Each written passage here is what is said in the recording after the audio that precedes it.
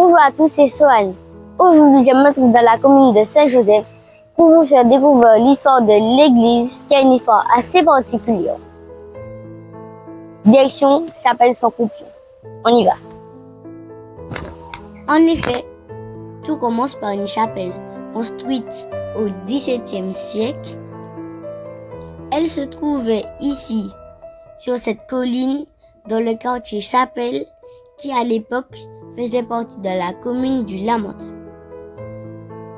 Merci à Monsieur Francis qui m'a permis d'accéder au terrain et qui m'a donné quelques informations.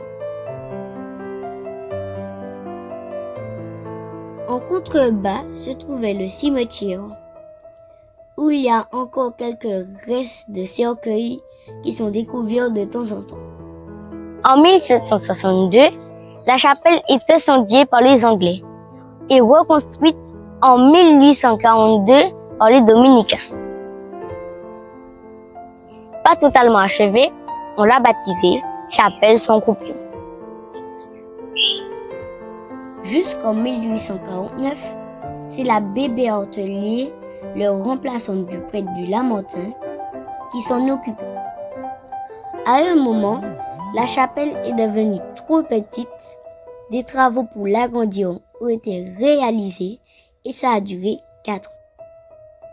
En 1853, elle est devenue une paroisse et en 1854, un curé a été nommé de façon officielle pour être desservant en titre.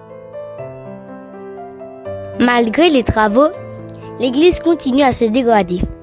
Les responsables ont ordonné de la fermer. Nous sommes en 1874.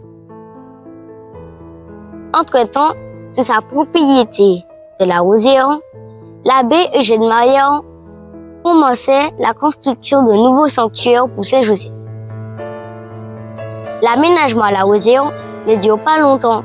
Le 8 janvier 1879, elle est très abîmée. On est obligé de la fermer. Mais très vite, elle sera transférée au nord de la Rosière.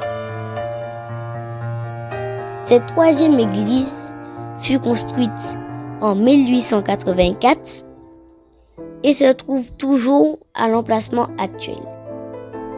Mais attention, elle est détruite quelques années plus tard par le cyclone de 1880. Elle est reconstruite en quelques mois. Mais oulala, elle est de nouveau frappée par le cyclone de 1903. Et cette fois, le cyclone emporte la toiture. C'est l'abbé Anjourdin et les habitants qui la réparent.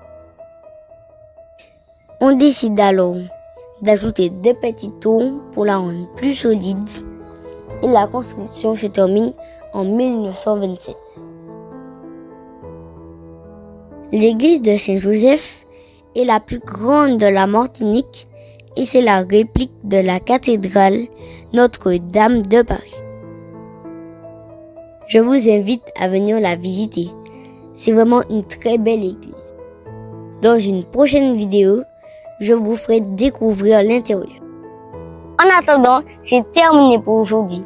N'oubliez pas de liker, de vous abonner, de commenter et si vous aimez mes vidéos, n'hésitez pas à partager autour de vous. À bientôt!